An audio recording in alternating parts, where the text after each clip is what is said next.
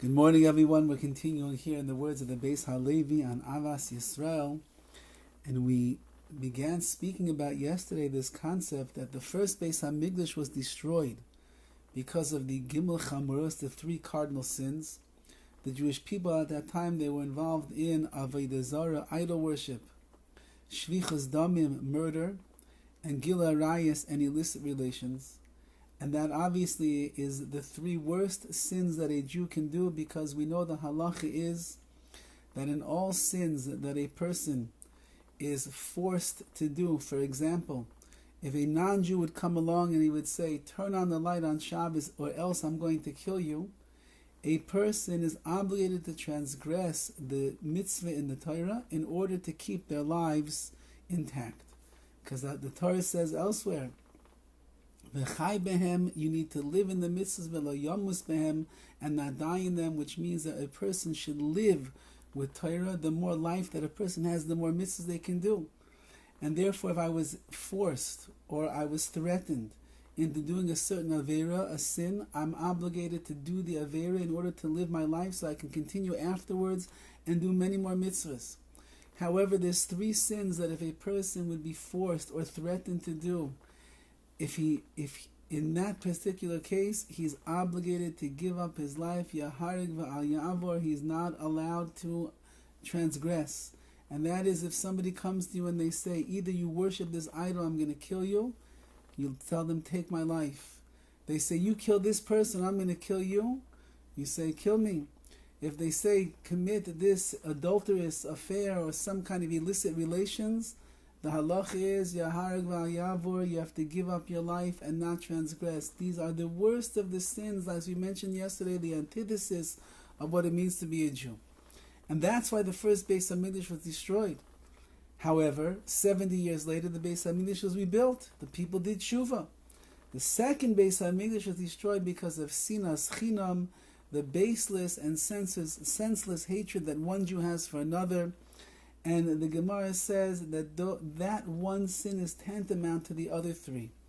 And how do we know? Because the Gemara tells us the first three of the first Beis Hamikdash, so we did tshuva and we came back to HaKadosh Baruch Hu and we rebuilt the second Beis Hamikdash. But the second one has been lying in ruins already for 2,000 years. We are not zeicha, we're not privileged to have a Beis Hamikdash.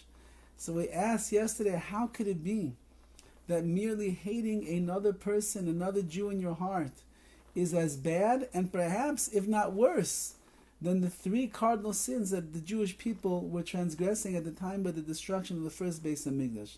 It's very hard to understand how that could be. We're not going to answer the question fully, but we're going to give some ideas, and then we're going to switch to a different part of this sefer in which the Beis Halevi himself addresses this question in much greater detail. So the Drashas Haran, who was one of the great Rishonim, he writes the following idea, that when it comes to these three cardinal sins, in general, people who do them are not repeat offenders. They don't do it on a constant basis. For if they do it at all, for example, if they go and they kill somebody, if they have illicit relations, usually it's because it was a fit of rage, or their emotions got the best of them, or their passions or their desires overtook them, and they enveloped themselves, they engaged themselves in that terrible sin. Even in the world of Avodah Zarah, of idol worship, according to the Ran, you'd have to say that a person would not, generally a Jew, we're talking about a Jew who has Torah and has mitzvahs in his life, in general, he's not going to go start bowing down to idols and people the like, because he knows that that's the opposite of what HaKadosh Baruch Hu wants. So it doesn't happen on a regular basis. It's a one-time, maybe a two-time thing. However, when it comes to Sinas Chinam, this itself is not an aberration, it's not an exception to the rule. It's something that is consistent, it's brooding in the heart constantly. A person sees certain people and the fires of jealousy, of anger, of hatred start burning inside of them. They hear about a person who was successful today in his business and made $100,000, and they're wondering why they're only making $25 an hour, if that much of minimum wage, and their blood begins to boil inside of them. Why them? Why not me? And therefore it is a transgression that is constant inside of the person. They're used to sinning in this particular area of Sinas Chinam. It doesn't go away. It becomes a part and parcel of who they are, of their behavior, and it becomes very enmeshed and embedded in their midas, ra'is, their terrible midas that they have. And therefore, it is extremely difficult to rectify this avera. This sin, which it becomes so much a part of the person, it's hard to see something that is wrong with you when it's part of who you are. If it's external, if I'm barely ever doing it, if I recognize it's a terrible avera, a big avla that I'm involved with, I can hear the musar, I can think about it, I can recognize I'm doing the wrong thing, I have to do tshuva.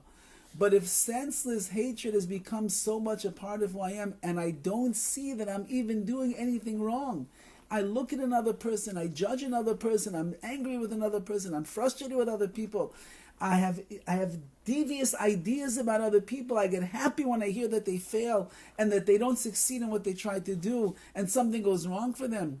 That means I look at it as it's a part of who I am. On that I'm not going to do tshuva. It's like the person who's 100 pounds overweight. When they look in the mirror, do they see a person who's 100 pounds overweight? They don't see the 100-pound overweight person.